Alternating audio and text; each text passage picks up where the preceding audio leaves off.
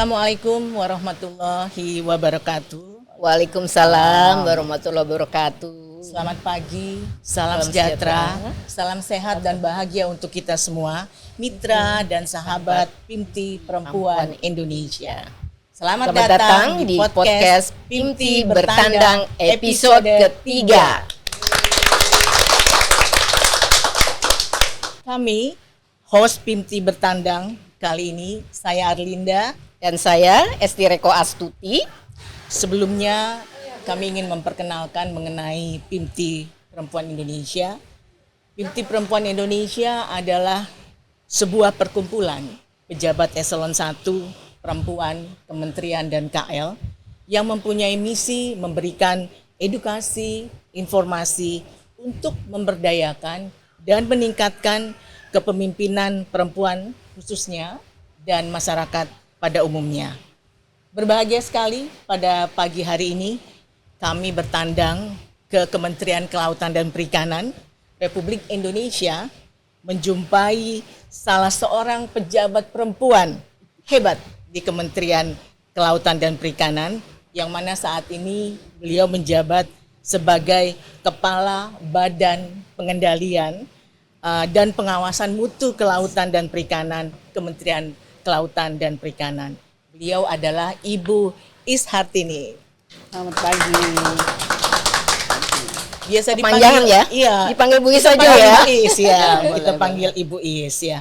Selamat pagi Ibu Is Hartini. Apa kabar? Sehat, Alhamdulillah baik. Ya?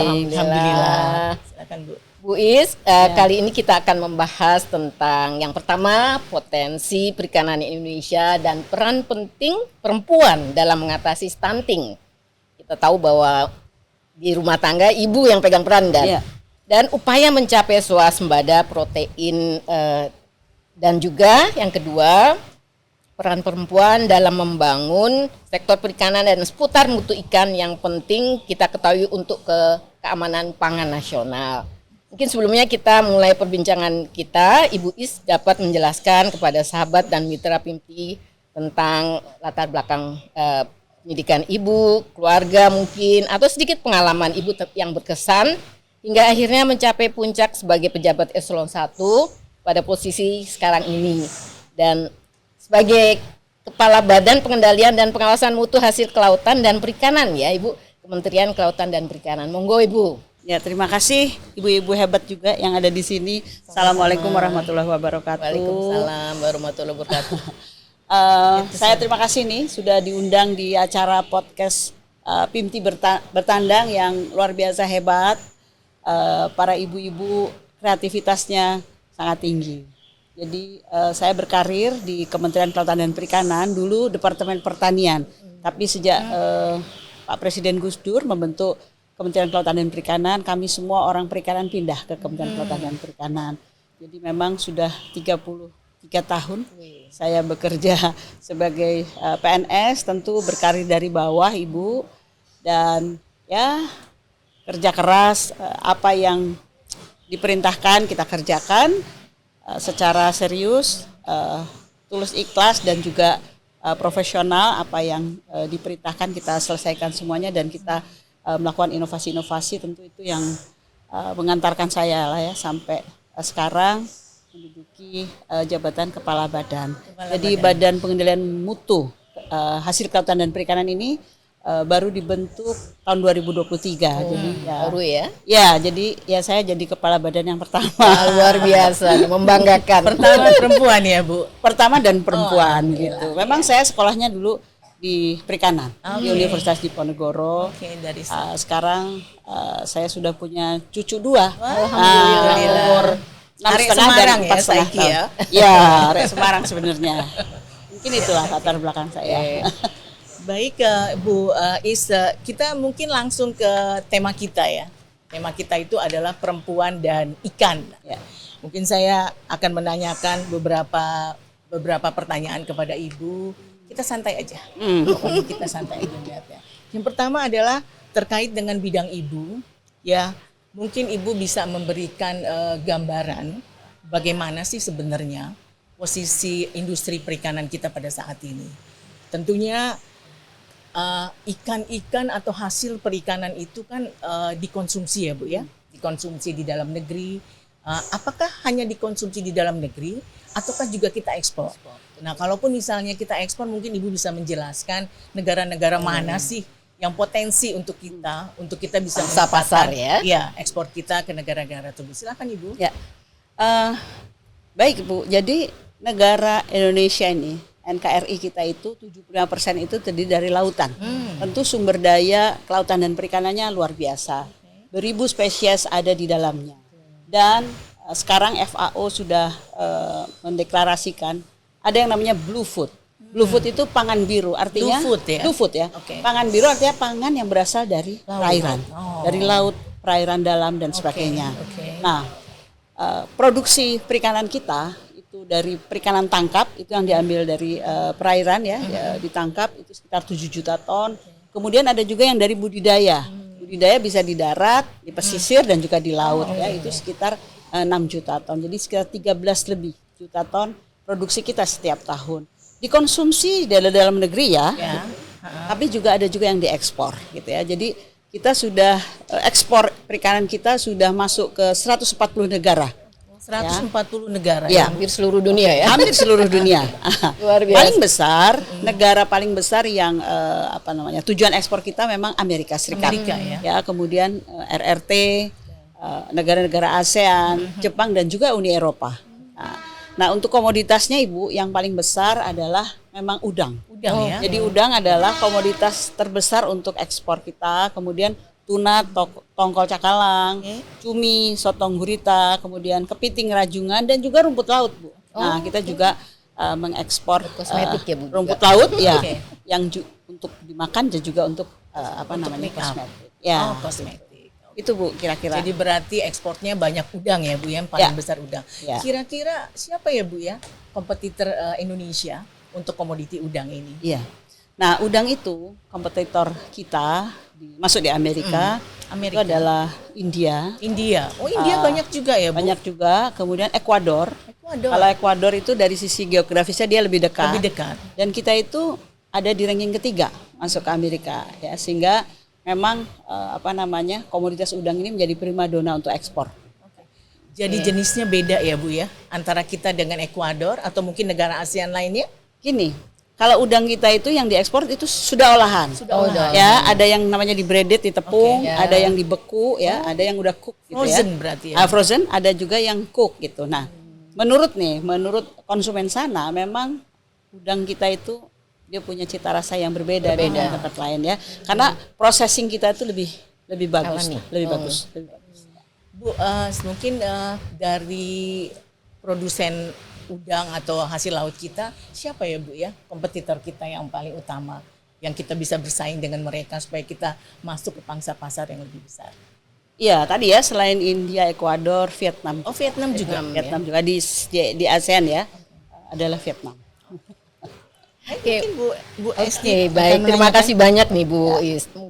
Kita kembali ke peran perempuan di dalam kelautan dan perikanan. Nah, bagaimana peran perempuan dalam pembangunan sektor kelautan dan perikanan saat ini mungkin Ibu bisa dijelaskan? Di sektor perikanan itu peran perempuan luar biasa ya Bu. Jadi tenaga kerja yang terserap untuk perempuan kami punya yang namanya kartu kusuka. Kartu pelaku usaha perikanan. Jadi kami sudah bagi kartu kusuka ya. Ya, namanya kartu kusuka. Kita sudah dipilah, datanya sudah terpilah, ada laki-laki dan perempuan. Di situ ada 148.000 lebih ya pekerja yang perempuan, baik itu nelayan, pembudidaya, yang terutama banyak itu pengolah dan pemasar gitu. Nah, kami di Kementerian Kelautan Perikanan juga punya program-program yang selalu mengarusutamakan gender. Kita kan sudah dibina ya oleh teman-teman dari KPPA. Kita punya program-program seperti itu, termasuk timnya khusus, ada pokjanya. Kami juga punya alokasi anggaran khusus untuk itu, sehingga program-program prioritas, apalagi program prioritas Pak Presiden Prabowo ya, untuk bisa memberdayakan perempuan itu di kami itu ada. Baik, ini juga masih terkait dengan perempuan. Bu Is saat ini menjabat sebagai Kepala Badan Mutu KKP. Mungkin bisa sedikit diceritakan, panjang juga boleh, tentang instansi yang Ibu pimpin dan perannya dalam industri perikanan. Monggo. Ya, baik. Jadi saya diberi amanah ya oleh Pak Menteri Kelautan dan Perikanan, Pak Sakti Wahyu Trenggono, kemudian Pak Wamen, Pak Didi, sebagai Kepala Badan Pengendalian Pengawasan Mutu, bertugas Bu. Jadi badan ini adalah merupakan competent authority untuk melakukan penjaminan quality assurance terhadap produk-produk kelautan dan perikanan kita. Ya.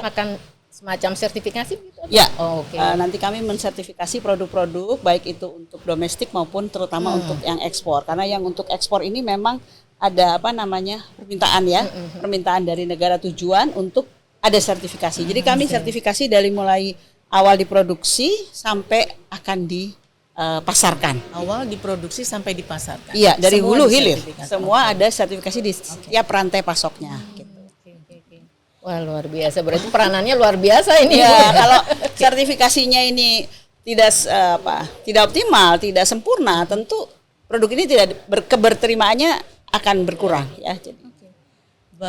Bu, jadi berarti ikan itu mulai dari dia ikan hidup ataupun dia ikan mati ataupun dia diproses diolah itu harus ada sertifikasinya ya. Iya, betul. Bagaimana ininya prosesnya dan sebagainya. Jadi gini, sertifikasi dimulai dari hulu, artinya sejak ikan itu ditangkap di atas kapal itu ada sertifikasi bagaimana menanganin ikan di atas kapal yang baik.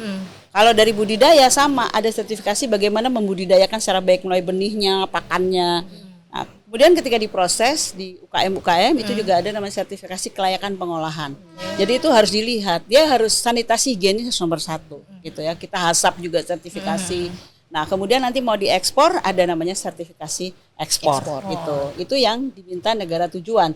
Kalau barang datang udah ada sertifikasinya karena quality assurance-nya ada di tempat kami, ya ini yang kepercayaan lah untuk trust, membangun trust dari sebuah produk yang bisa dikonsumsi di tempatnya orang lain.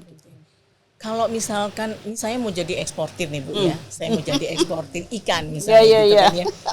Kira-kira gimana ya Bu proses dan prosedur untuk memperoleh sertifikasi ikan tersebut? Ini siapa tahu nih kita nanti ya setelah beberapa tahun terpikir boleh juga nih kita ekspor ikan gitu ya. Kita jadi eksportir ya. Iya. Kenapa tidak gitu kan ya. Mungkin Ibu bisa menjelaskan kepada audiens gitu kan ya. Gimana sih proses prosedurnya itu seperti apa sehingga nanti kita bisa lah untuk memberdayakan perempuan-perempuan Indonesia. Ya.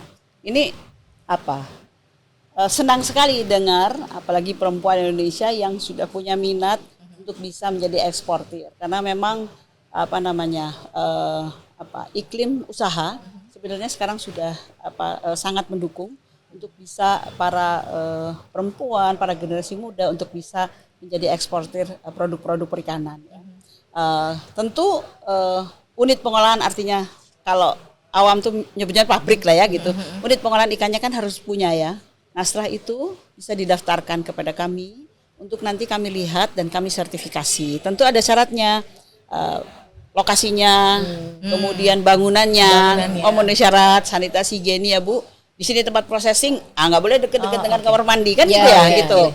Kemudian juga SDM-nya. Nah, dia punya SDM yang sudah terlatih dan sebagainya. Kami juga bisa nanti membantu fasilitasi untuk pelatihan ya. Kemudian produknya itu sendiri produknya dilihat prosesnya seperti apa, mulai dari bahan baku sampai pengolahan ini semuanya harus terjaga higienisnya. Itu nanti kami akan bisa dampingin. Harus punya cold storage juga ya Bu ya? Nah cold storage itu boleh punya, boleh sewa. Kalau mau sewa juga ada yang sewa ya. Jadi itu bisa sebenarnya kita usahakan asal memang semua ada jalur untuk bertanya kan sebenarnya orang itu gimana ya caranya gitu. Nah itu bisa ke tempat kayaknya kalau saya mau jadi eksportir nanti saya hubungin Ibu Is. boleh. Banyak kok yang berminat ya. Boleh. Kalau banyak dukungan ini rupanya. Baik Bu Is, sudah banyak tadi dijelaskan. Tapi ini kita mau lihat nih bagaimana ini strategi Bu Is sebagai nahkoda perempuan dari Badan Mutu KKP dalam melaksanakan misi penjaminan mutu tadi. Ya, jadi Badan Mutu Kementerian Kelautan dan Perikanan itu di daerah punya yang namanya unit pelaksana teknis. Kami punya ada 47 di seluruh provinsi. 47 ya. Ya, jadi kami juga punya Berarti pegawai lebih dari provinsi 1.000 ya Bu ya? Seluruh provinsi ada. Oke. Ya. Kami punya juga 400 lebih inspektur mutu. Nah, itu yang nanti akan membantu para pelaku usaha untuk bisa melakukan sertifikasi. Nanti ada sertifikasi yang saya tadi ceritakan, mulai dari kapal, budidaya, pengolahan, sampai nanti distribusi pemasarannya. Bu Is, ini pasti dalam menjalankan amanah ini tidak mulus-mulus saja ya, pasti banyak tantangan-tantangan yang dihadapi gitu selain happy-happy-nya ya. Nah, apakah selama ini ada tantangan bagi Bu Is sebagai seorang perempuan terutama ya, yang memimpin ribuan personil tadi hampir di seluruh provinsi ya, dan juga banyak tadi ada inspektur yang juga dilibatkan dan personil serta instansi yang terkait. Nah, ini apa kira-kira dalam strateginya dalam mengatasi tantangan-tantangan ini? Iya, bagi saya tuh kan pelaksanaan amanah ya kan itu harus istiqomah ya. Jadi, tantangan itu selalu ada. Itu yang paling penting, istiqomah. Istiqomah. Berkelanjutan. Saya alhamdulillah punya tim yang begitu kuat sehingga kita bisa saling kompak, saling membahas tantangan masalah, kita carikan solusi secara bersama-sama sehingga kita mencarikan jalan keluar tentu yang terbaik, karena kerjaan kita ini kan pengennya bermanfaat untuk orang banyak. Betul. Bukan buat kita aja sendiri, betul. tapi untuk orang banyak, terutama kalau kita memfasilitasi supaya usaha bisa berkembang, ini kan ujungnya nelayan dan pembudidaya ikan yang pendapatannya bisa sejahtera. Karena ikannya kan dibeli oleh processing ini tadi gitu, Bu. Kira-kira gitu. Jadi kalau sistemnya sebenarnya sudah bagus ya, cuman kira-kira berarti SDM atau dari masyarakatnya yang mungkin jadi kendala tantangan besar ya Ibu ya? Karena beragam dan juga skala usahanya juga beragam ya. Jadi kita kalau yang untuk yang tradisional kita memang binanya lebih tapi kalau untuk unit-unit processing itu mereka udah lebih maju gitu ya. Kalau di hilir itu biasanya udah lebih maju para pelaku usahanya, tapi yang di hulu ini yang harus terus-menerus kita sosialisasikan gimana menjaga mutu ikan sejak di awal itu. Baik ya, saya mungkin isu akhir-akhir ini Bu yang super hot ya, yang rasanya tadi Ibu udah sampaikan bahwa ekspor kita tertinggi itu adalah ke Amerika. Hampir sebagian besar ekspor kita ke Amerika dengan kompetitor Ekuador, Vietnam dan sebagainya. Ini ada persoalan yang mungkin kami ingin tahu juga nih, karena ini isu kekinian ya. Yang kami ingin mengetahui juga bagaimana peran daripada KKP untuk bisa mengatasinya, yaitu adanya unsur radioaktif cesium 137 Bu pada produk ekspor kita, udang kita terutama ke Amerika Serikat. Mungkin Ibu bisa jelaskan sedikit kepada audiens apa sih radioaktif cesium 137 tersebut ya Bu ya. Terus kemudian gimana tuh ceritanya sehingga produk kita ditolak di situ. Artinya kalau pangsa pasar kita masuk ke Amerika berkurang, tentunya ini akan berpengaruh terhadap peningkatan ekspor kita secara keseluruhan ya. Mungkin Ibu bisa menjelaskan peran Ibu bagaimana ngatasinya ini gimana nih Bu, supaya ini semua bisa teratasi sehingga nanti ekspor kita bisa lancar kembali ke Amerika Serikat. Silakan Bu. Ya, memang kemarin ya 3 bulan lalu ya tepatnya isu mengenai adanya radioaktif di dalam udang kita. Ini baru pertama kali terjadi. Bahkan di dunia pun baru pertama kali terjadi ada cesium 137 di produk makanan. Dan ini kebetulan udang gitu ya. Produk sehingga makanan ya. Tapi tidak hanya di produk makanan. Sekarang udah ketahuan tidak hanya di produk makanan, tapi kalau untuk di produk makanan itu baru juga pertama kali terjadi dan karena ini isunya radioaktif, nuklir. Lalu saya segera bergegas berkoordinasi dengan teman-teman dari Bapeten yang mempunyai kompetensi di bidang itu gitu ya. Kemudian langsung dicek, dilakukan investigasi, ditambak ke lapangan. Tambak di mana si pelaku usaha untuk ekspor tidak ada. Nah, kemudian di tempat pengolahannya, ternyata di tempat pengolahannya ada positif di udara ya, di luar. Jadi di exhaust fan dan sebagainya. Nah, memang unit pengolahannya ini berada di kawasan industri yang namanya kawasan industri Cikande yang ya sekarang sudah terbukti bahwa memang ada pencemaran di situ dari peleburan baja sehingga baja. berdampak. Jadi sebenarnya udang ini terkena dampak dari kontaminasi itu sehingga memang ditolak di Amerika. Yang waktu itu membuat kami sangat worry ya Bu, karena kita ini tuh nggak tahu yang seharusnya ada ambang batasnya ternyata zero tolerance. Dan kita juga akan sangat khawatir waktu itu terjadi ban untuk seluruh produk perikanan Indonesia ke Amerika. Punya sistem automatic detention itu ya Bu ya. Itu ya? jadi itu yang membuat kami mencari solusi. Namun US FDA pada saat itu bisa kami koordinasi walaupun secara virtual, tetapi mereka memahami. Jadi sebenarnya mereka pun butuh udang kita. Akhirnya kita carikan jalan keluar yang bisa dilakukan oleh Indonesia. Karena memang ini kan reputasi ya Bu. Iya, betul. Kami ini membawa reputasi negara. Jadi benar-benar kita kerja transparan, hati-hati, tetapi juga harus cepat. Kalau nggak cepat itu tadi Bu ya. Nah, akhirnya sekarang sudah mendapatkan jalan keluar terbaik. Produk itu masih boleh diekspor, hanya menambah sertifikat bebas free cesium 137 itu dari FDA tadi. Dari FDA. Jadi kami di Badan Mutu sudah ditunjuk oleh FDA sebagai certifying entity sehingga semua produk yang keluar dari Jawa dan Lampung pakai sertifikat dari kami dan alhamdulillah sekarang sudah lancar. Jadi main lah itu. Ekspor kita sudah lancar lagi ke Amerika, tetapi untuk ekspor yang sudah terkena kontaminasi, tindakannya pemerintah bagaimana ya Bu? Yang terkena kontaminasi itu dilakukan pelimbahan. Jadi pelimbahan itu pemusnahan. Pemusnahan ya. Tapi kalau yang aman ya, akan beredar ya. Harus dimusnahkan Bu. Iya, nggak boleh. Jadi semuanya sudah diperiksa. Siap. Baik kalau Wah, gitu. luar biasa. Ini isu keren terkini sekali ya Bu yang ya. kita perlu tahu bahwa persoalan sudah selesai dan kemudian hanya menambahkan beberapa persyaratan untuk sertifikasi ke Amerika Serikat. Insya Allah ke depan lebih lancar ya Bu, Lancar. dan ekspor kita tetap terjaga. Wah, keren sekali nih Bu Is. Badan Mutu KKP di bawah pimpinan Ibu ini semakin mendunia ya. Nah, kira-kira apa kiat-kiat mungkin ini sebagai pertanyaan mungkin terakhir ya, sehingga Bu Is berhasil melampaui semua tadi tantangan permasalahan dengan baik. Monggo ini. Baik, jadi kami Badan Mutu memang merupakan competent authority sehingga kita harus jaga profesionalisme, kemudian kita punya scientific database yang tentu traceable. Jadi traceability ini yang diminta oleh negara tujuan ekspor itu yang terus kami tekankan untuk kami bekerja di Badan Mutu ini.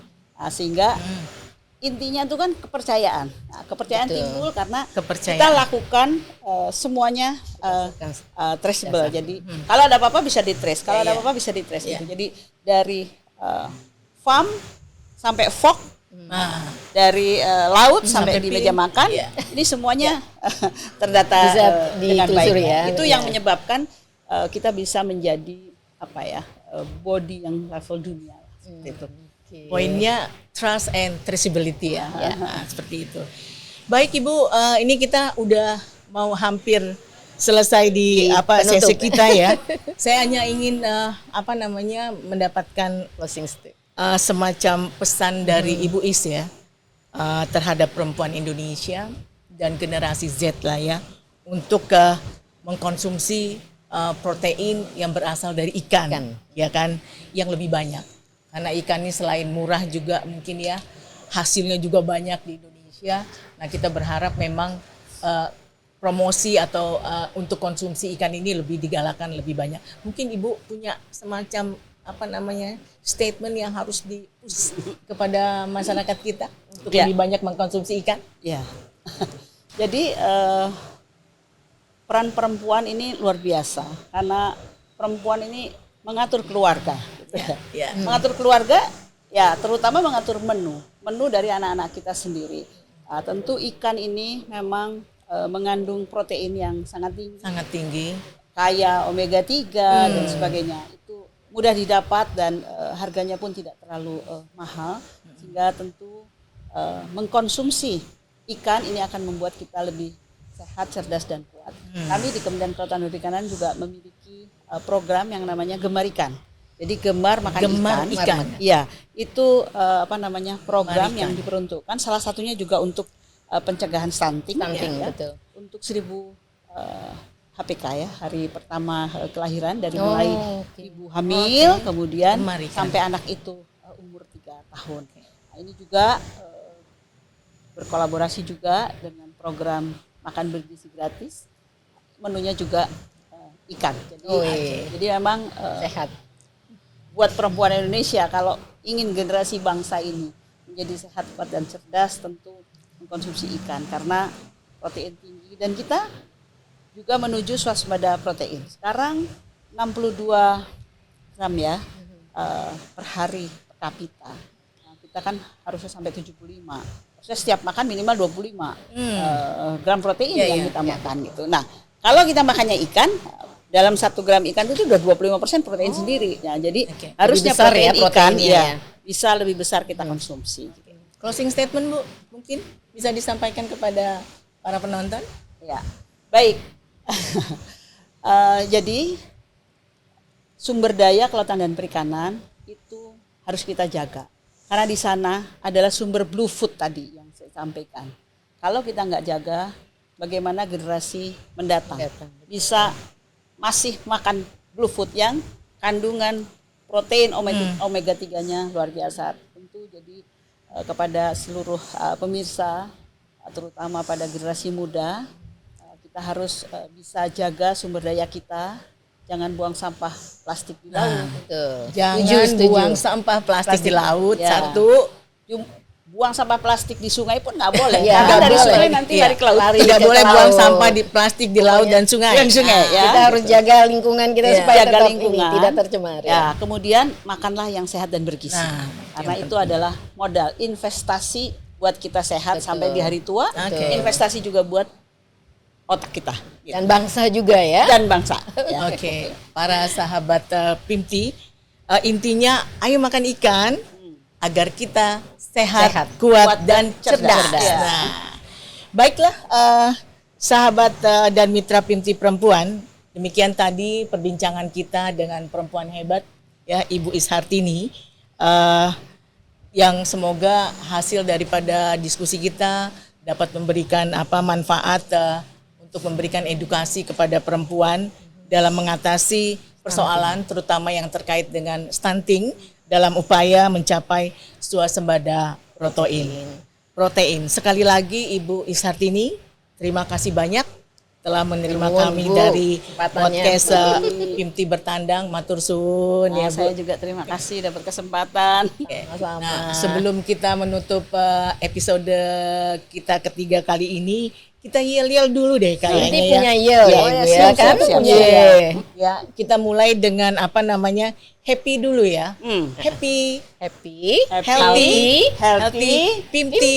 Kita ulang biar sama ya Bu ya. Oke. Baik ya. Happy, healthy, Pimti. Terima kasih. Assalamualaikum warahmatullahi wabarakatuh. Waalaikumsalam.